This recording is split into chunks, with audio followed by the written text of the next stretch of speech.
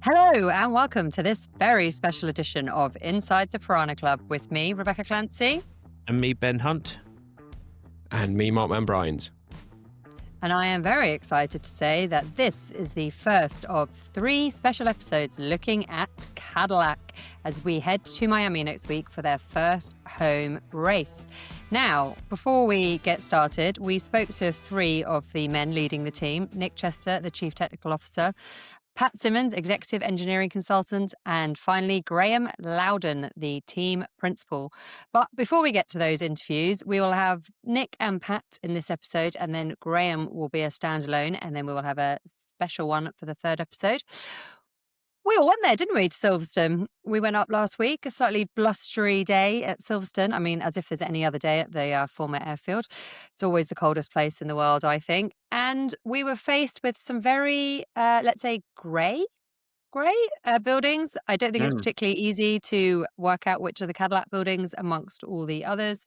They are quite literally a stone's throw from Aston Martin. I think, how many buildings did they say they had? About 7? 7, yeah. They got 7 buildings. It was a grey day.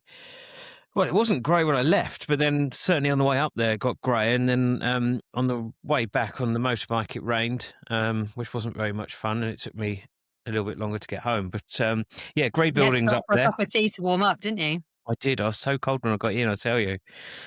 Relieved to get home in the end, and that wasn't because of the interviews. It was just the weather. I'd kind of misjudged it. As I say, it was beautiful here on the south coast, and then when I went up north, it got wet and cold. So hey, listen, Going through the tumble dryer, I think you said. No, was it like going through the washing machine or something? I think you said. Yeah, that's exactly what it felt like. Exactly what it you felt. didn't sell riding a bike to me, and MMB had to put up with my terrible driving, so I apologise for that. But it was fascinating going up there, wasn't Yeah. it? Because I think every 3rd sentence was an apology for the building site that we were in. And it's quite incredible that, I think Graham mentions it in the interview that you'll hear in the next episode, they are building a race car at the same time as building a factory, and not just here in Silverstone, in America as well.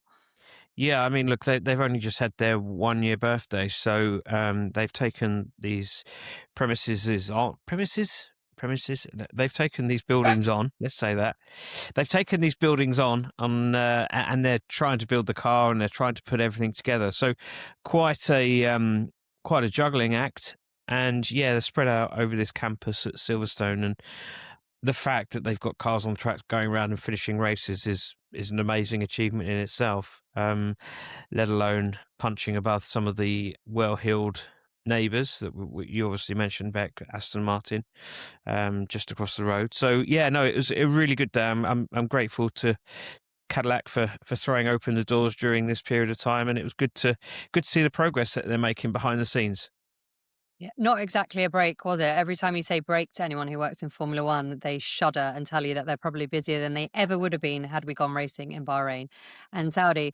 But right, let's get straight to the interview, shall we? Ben, you sat down with Nick Chester, the Chief Technical Officer, a man who is no stranger to Formula One, having joined in 1994 with Simtech, moved on to Arrows in 95. He'd worked with loads and loads of drivers, had a very successful career, notably when he joined Renault. He was there for their double world championships with Fernando Alonso. He then moved on to Formula E with Mercedes and McLaren, but it was the lure of Cadillac, and notably Graham Loudon giving him a call, which brought him to the team. Here's Ben with Nick. Nick, I was just curious how you got involved in the project. Who phoned who? How was it? Because you was working in Formula E at the time, if I'm right. And how did it come about? Yeah, I was working Mercedes Formula E, and I got a call from Graham Loudon about it. So I went to meet him at a pub not far from Silverstone to talk it through, and it was a really exciting prospect. Yeah, I suppose the opportunity to build a team from scratch. It was very, very interesting opportunity. it started out as a very small project with 2 or 3 people. You've seen it escalate. How has it all come together? How difficult was that initial challenge of recruiting and building, designing a team, designing a car, putting it all together at the same time? Big. Yes. So, but through lots of phases. So I suppose, the first phase was sort of building a small team of particularly sort of the group leaders who were then going to build their own departments.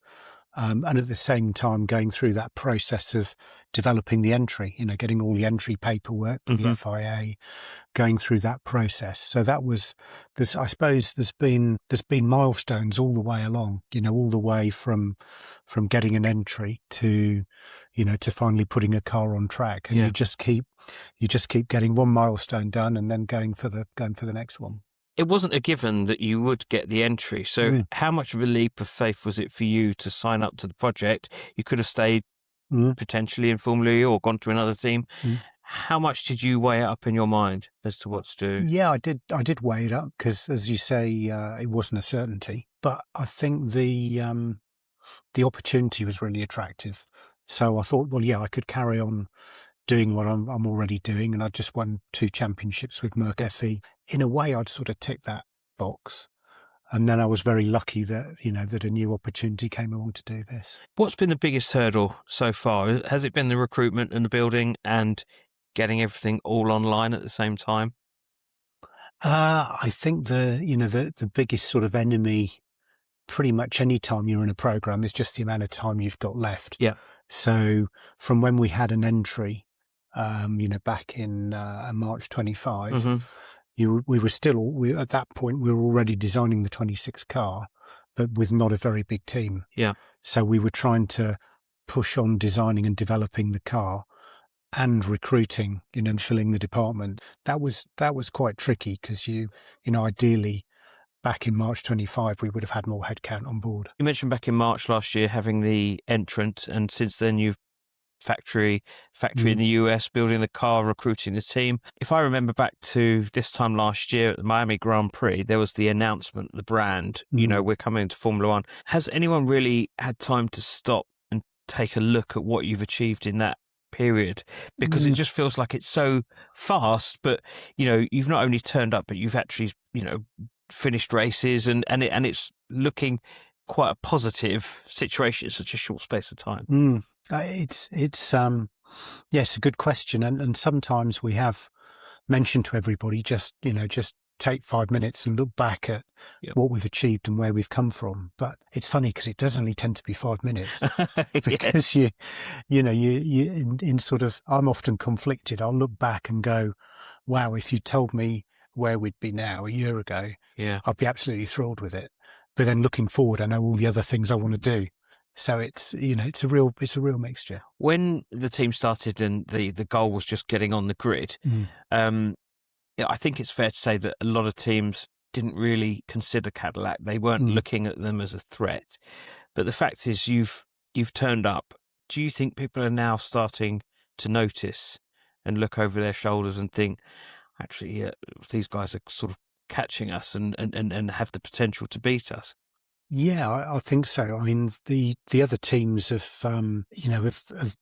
many teams have said, you guys have turned up and you've got 2 cars running, you've finished most of the races. They're pretty impressed by what we've managed to do. We're obviously still developing our pace, and we want to catch more teams. But yeah, I think they're sort of surprised how we've turned up and done a pretty good job from the go. Do you think that is the philosophy behind the team, sort of like an upstart and to upset the establishment? Do you think that is a realistic expectation this year? I'm looking towards some very high profile neighbours of your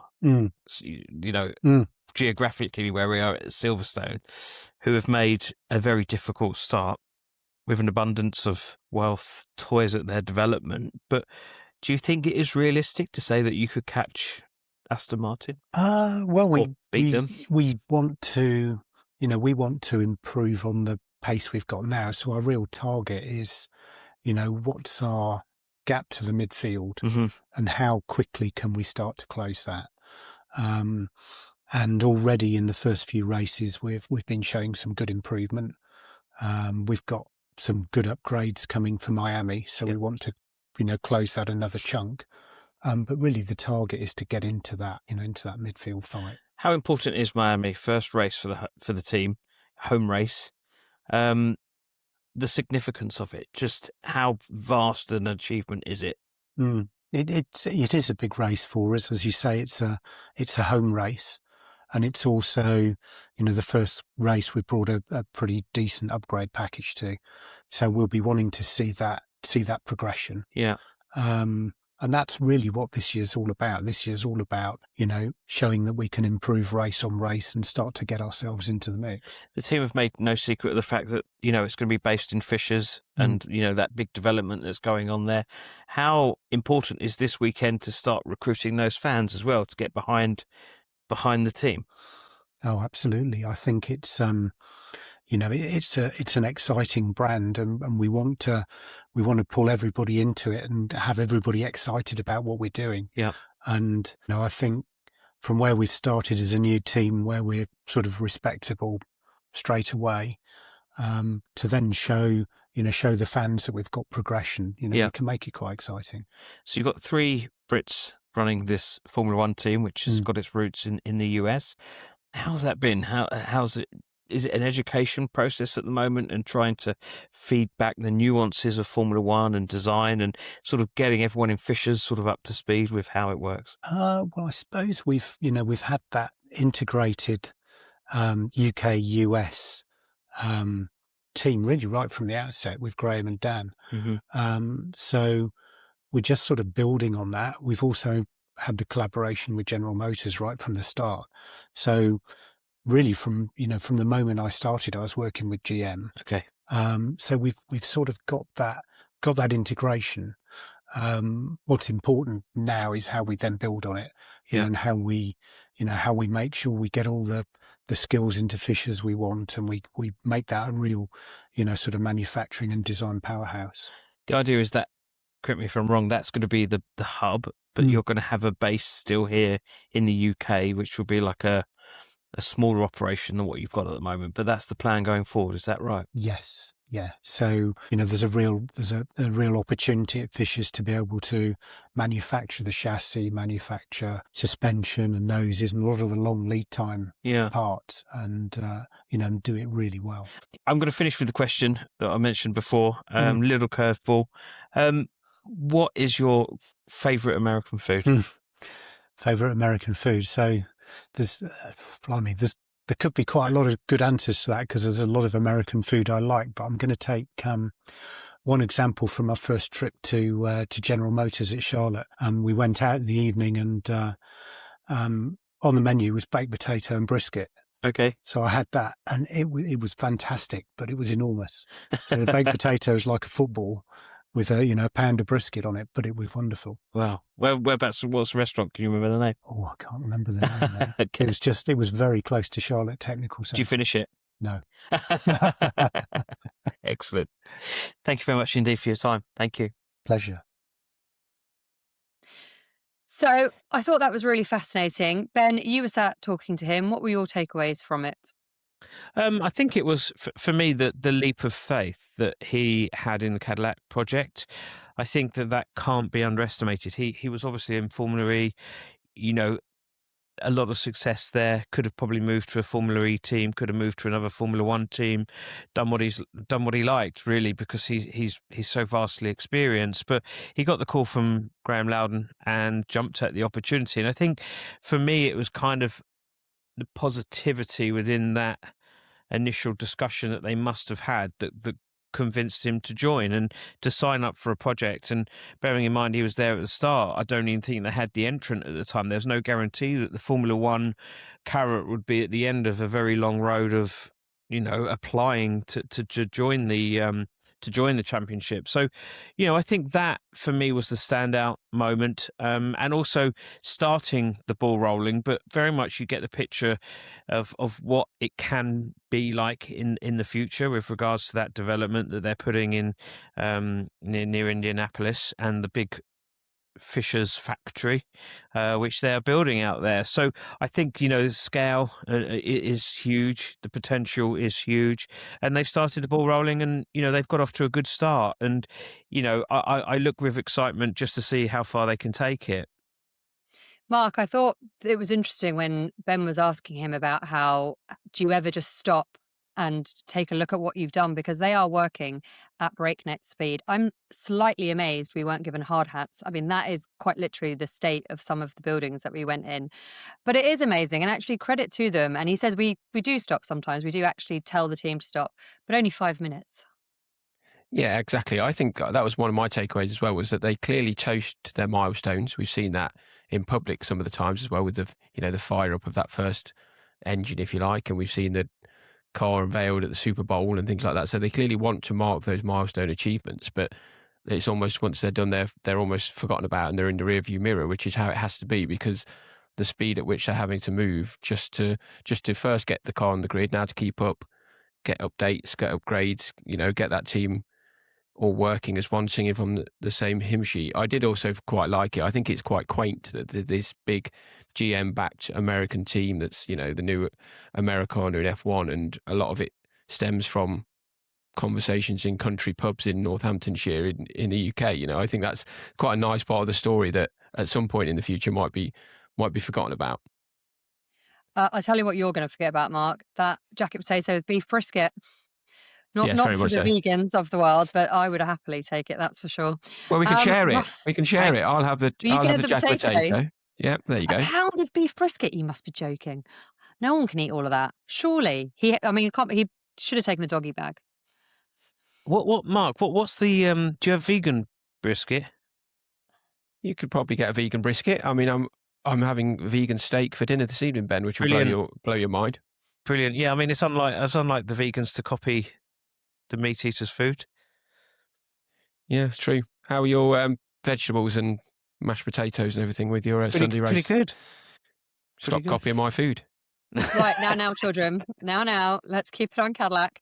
Right, next, in a very cold and blustery Silverstone, I sat down with Pat Symonds. If you've been a fan of sport for a long time, he will be no stranger to you. He started in 1982 working for Tolman. He's worked for a lot of teams, Benetton, Marussia, Virgin, as it was. He's even worked for Formula One in the last couple of years, helping to draw up the regulations that we are now racing under. So here I am sitting down with Pat Symonds. Pat, thank you very much for joining us, talking to you from the Cadillac factory in Silverstone in what should have been the Saudi race. Obviously, it's not happening. People call it a break. Does it feel like a break? Far from it. It's a great chance for us, though. It's a chance to sort of get back on our feet, because it's been a rush to get to these first 3 races. Something I think we've accomplished well, but nevertheless, it's time now to just sort of regroup a little bit, get a few things done that we didn't manage to do before the start of the season. So, for example, we've got cars on test rigs and things like that at the moment. So it's good for us, but it's anything but a break. So just going back to those first 3 races, I think by anybody looking from the outside, it's been very impressive. 5 of the 6 cars have finished. What would be your assessment of the performance of Cadillac over those first 3 races? I think generally I've been very pleased with it. I think in my mind, really from the point I joined the project, I was very focused on the second race rather than the first race, because it's very easy to focus on the first race and forget that just a week later we had to move to China and do a sprint race where, you've got very limited practice time, things like that. So I was always very focused on that second race rather than the first one. The first race was troublesome. It was hard work. We had to break curfew, things like that. Second race was actually a lot better. And Japan, I was very impressed with the team. In Japan, it felt like a team that was settling in, that was learning how to work with each other, that was achieving everything that we set out to achieve over the weekend. So actually, within 3 races, the progress has been really good, and to a point where I really feel, proud of all the people who contributed to Are it. you ahead of your own expectations then at the moment? No, I'll never be ahead of my own expectations, not till the day I retire. But I'm pleased with where we are. Just a stone's throw from here, depending on how good your arm is. You have Aston Martin, who you're obviously ahead of in the Constructors' Championship. What were your expectations coming in? Because it felt a bit from the outside that perhaps you weren't always taken seriously as an entrant, and it's obviously been very rushed. You haven't had very long to get on the grid, but you've done a very good job. Are you surprised where you are versus some of your rivals, and that actually you're fighting? Okay, you haven't scored points yet, but actually you're fighting not at the back at all. You're not last, but you're fighting a bit further forward than the more established teams just down the road from here. Yeah, I think my expectations in terms of competitiveness was that we would be at the back. I didn't see any reason why we wouldn't be. Even with the new set of regulations, it doesn't necessarily help us as a new team, because just to give one relatively simple example, the weight limit's been very difficult to get to this year. It's very aggressive, the weight limit. Now, every other team could look at that and say, okay, well, we got these components, we know what they weigh, let's try and take 5% of the weight off them or something like that. We didn't have the ability to do that incremental development. We had to get there from the start. So a lot of these things have been quite difficult for us. And for that reason, I really felt we probably would be at the back. Now, as you say, we're in front of Aston Martin. I'm very pleased with that. But Aston Martin have some, let's say, unusual problems. So, I set my sights a little bit higher than that. I want us to be challenging in that midfield, and we've got a little way to go there, but we've got some good upgrades coming from Miami that I have quite good confidence that they're going to deliver. And I think we achieved an awful lot to get to where we were in Australia. We started to show it in Japan, but now my ambition really is that we've shown we deserve our place on the grid. We've shown that we have some respect, but now we've got to develop, and we've got to show that through the course of the season, we just get better and better. We know F1 is a development race. You talk about the midfield. When do you hope to be in that midfield race? Is it as easy as setting yourself a target for the end of this year? Is it next year? I really don't like to set those sort of time-based targets, because everything's relative. Aston Martin are not in the position they thought they would be, and certainly not where you would have predicted. So everything's relative. But I think the important thing is to show that we're creeping up on it. Now, when creeping up becomes joining, I'm not sure. Yes, of course, I hope it's this season. In reality, it's probably more likely to be the beginning of next season, because we're learning so much. Every single race we come back thinking, yeah, okay, now we know what direction we want to go in. So more likely the beginning of next year, but that doesn't mean we mustn't creep up on it this year. Can you tell us a bit about the upgrades you have planned for Miami, or are you keeping those ones quiet for now? We will disclose them when we get to Miami, when we see exactly what we've got there and how everything has come out. But it's a mixture of getting a little bit of weight off the car and the normal sort of aerodynamic developments. I have to say that I guess that we probably we didn't arrive in Australia with everything we could have done, because we wanted to build the car quite early. So we were probably the first to fire up a 2026 car. We were the first to put it on a four-wheel dyno. We were, I think, actually second to Shakedown, but we brought the whole program forward because everything was new. Our whole supply chain was new. Our production systems were new. We couldn't afford to leave things to the last minute. What that means is that some of the things that are still being developed in the wind tunnel, you don't actually get on the car straight away. Now, a lot of those are coming to Miami. So, it's a good upgrade, I think. So would you say overall you're quite grateful for the break, I keep calling it a break, for the 2 races that we're no longer having this April gap, as it is now being dubbed? Well, I think everyone's going to benefit from it. Everyone's going to be able to do a little bit more. And so while I talk about our upgrade for Miami, I also said everything's relative. And of course, everyone else is bringing upgrades to Miami. So is ours better than theirs? Is theirs better than ours? These are the questions we'll only find out when we get to the track. But overall, yes, I am grateful for it. And as I say, I think we may have gained more from it than the other teams. We've got cars today on test rigs, things that I would have liked to have tested before the season started, but we simply didn't have time. Had we not had the break, we probably wouldn't have been doing them till mid-season or even later. So it's good to get these things done. So, yeah. good for us. One thing you're not testing out is the drivers. You have two very experienced drivers behind the wheel in Valtteri Bottas, who you obviously know very well, having worked together, and in Sergio Perez. How is that relationship working with those two and within the team? Really good. Yeah, really good. As you say, I know Valtteri of old. Always got on very well with him. Really, not just a good driver, really nice guy. Very good with his feedback. Really nice person for engineers to work with. I didn't know Sergio, but got to know him quite well over the last few months. And yeah, they're a really good match. I think they're perfect for us as a team in our stage of development. They're pushing each other. They're very, very close in lap times and in capability. And that's good for us as well, because it means we've got two guys who are feeding into the team. So I really think we couldn't have made a better choice. You mentioned at the end of last year in an interview that recruitment wasn't quite where you wanted to be, hadn't hit the targets. Where are you now in terms of recruitment and hitting those targets? It's getting better. We haven't hit the targets yet. It's a real problem, and something I identified even before I came to work at Cadillac was that, recruitment is difficult in Formula One. People have such long notice periods.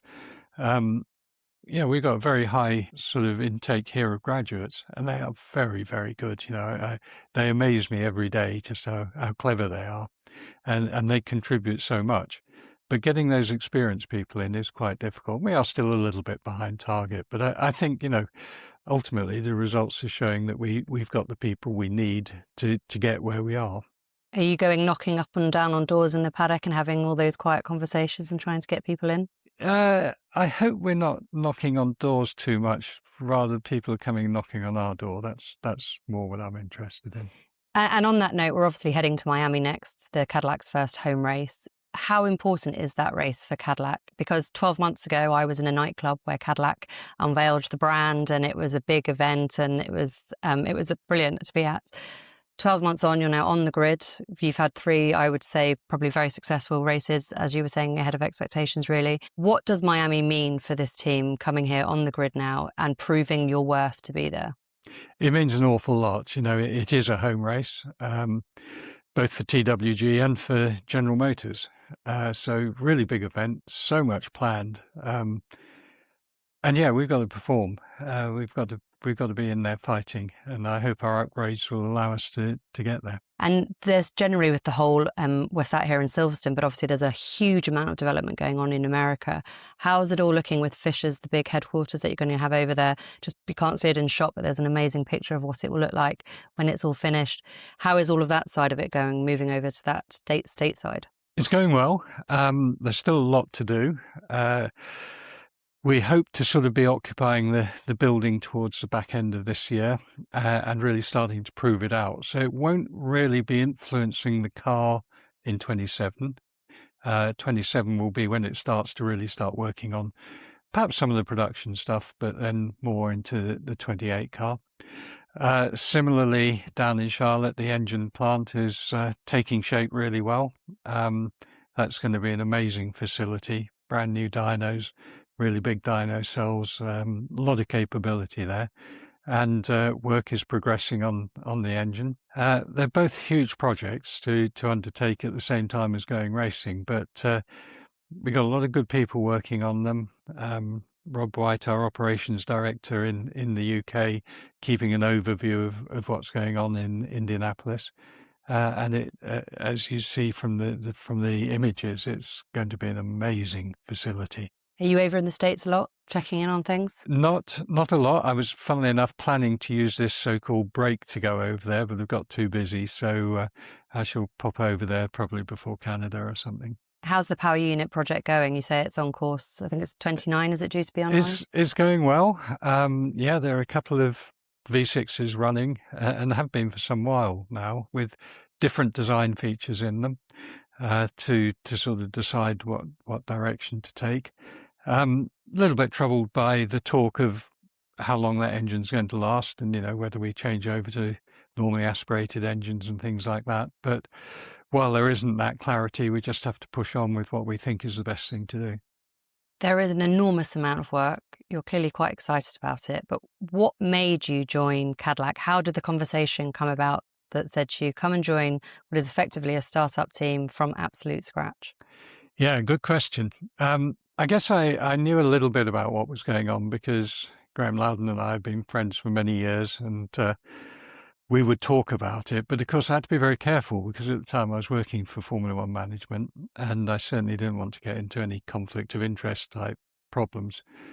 But eventually, the proposal that Cadillac had put forward to the FIA arrived on my desk, and Formula One management said we wanted to evaluate this. So I evaluated it, and I thought, wow, this is actually a really good team with really good ambitions and a very, very good plan.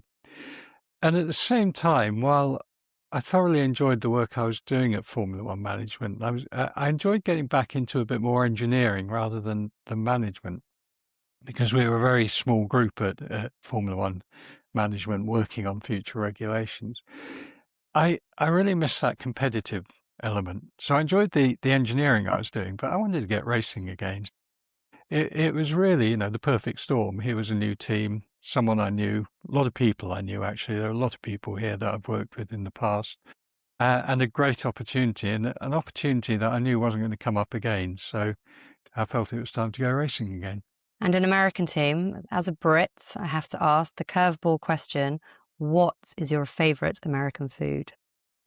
Burgers. Burgers. Actually, where I live in North Oxford, we've got a great American barbecue place, Burnout Barbecue it's called. And yeah, anyone who lives in Oxford needs to go there. Oh, good tip. All right, Pat, thank you very much for joining us today. I really appreciate it. Pleasure.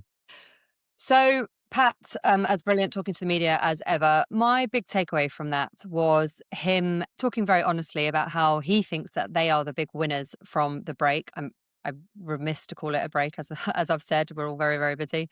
But I think he's probably right, because a lot of what they have been doing in the run up to this season is very much chasing targets and always pushing forward. And as we mentioned, not really stopping to take time to look at what they've done in the past. And actually, with this April gap, let's call it, they have been the big winners probably, but then he's also very conscious of the fact, Ben, hasn't he, that actually the other teams, it is a development race, as we well know within F1, the other teams are doing exactly the same thing as them. Yeah, I don't think they are winners, because, and I don't mean to disagree with Pat, because he's far more, learned and experienced than I am. Yeah, but I think momentum's key in Formula One, and I have been really impressed by Cadillac's momentum from the first couple of races. Good start in Australia. I know one of the cars didn't finish the race, but generally it was a positive result. And then more positive results in China and Japan, where both cars finished. And I think that they were building that momentum, and that's something that Graham Loudon in our next interview, in our next drop, you'll be able to hear, alluded to. And I thought, yeah, you're right. It's a shame that the gap's come along at this time, because they were moving in the right direction. Of course, we've had a rules reset that could shake the order again. And I think that it's also allowed those teams that didn't start the season as well as Cadillac to have the opportunity to push that reset button a little bit. So I don't necessarily, I think the gap is welcome because of the work schedule that they've been under and the development, and it allows everyone to have a little bit of a breather to test, to refine, to bring new parts. And I know they're going to be bringing new parts for Miami. So I totally get it from that perspective. But I just think the bigger picture is the fact that the other teams were under pressure, and it's allowed them more of a breather than perhaps Cadillac needed at that moment in time. So, yes, I agree, but I disagree, if that's okay. Yeah, well, you can. That's fine. Is it all relative? I guess it could almost depend which part of that factory you work in as to whether it's a good break or not, couldn't it? Especially when you look at, I know Pat mentioned upgrades as well. Maybe they'd have rolled them out in Miami anyway, but they've had a bit longer to work those through and to work out any kinks that they potentially spot before Miami, which is, as we know, is the whole reason we're putting this pod together when we are, is because it's their first home race. So they'll be determined to go and really put in a performance there. We know what that looks like. It's still not going to be challenging for the points or podiums or anything like that. What if they do, Mark? I mean, there'll be one hell of a party in Fishers. We could have a bet, couldn't we? Or we could have like a. Come on, what could we do? If you're going to do us something if they're going to win. If Cadillac gets a point in Miami, I will cook you a vegan steak. Oh, there you go. Will Ben eat it? Yeah, that's the deal. That is the deal. And, Okay, and you can take me on the back of your motorbike. Okay, right, deal. Oh, rather you than me. I do think one thing that I did find interesting there, though, just jumping back on that, is, and I mentioned there about different departments maybe benefiting, but how Pat spoke about the recruitment. Now, we know the average number of staff in a Formula One team, especially those top teams, is well over 1,000 these days. So to, again, be starting from naught, and as Nick said earlier, some of those leaders in that team, not just the staff, but the leaders came in on board before we even knew Cadillac were going to be in Formula One, before we even knew Cadillac was going to be Cadillac, I dare say. And I think he made some good points there about they have had some talent knocking on their door. It's not been a one-way street. And I think that's just testament almost to the people they've already got on board, that those other like-minded people are maybe, casting an eye over the padding, thinking they want to be part of something that could end up being very special in the years to come. Yeah, indeed, they could be. And in the next episode, we will be speaking to Graham Loudon, the Cadillac F1 team principal, about the biggest challenges that he has faced. He has been part of that team since long before they had their confirmed entry. What has it taken to get that team on the grid? The lack of a canteen, the maze of buildings in Silverstone, as we spoke about, and the enormous task of moving most of the operations over to America. And he may or may not be the head of the wellness team within that Cadillac setup as well. It all got very interesting.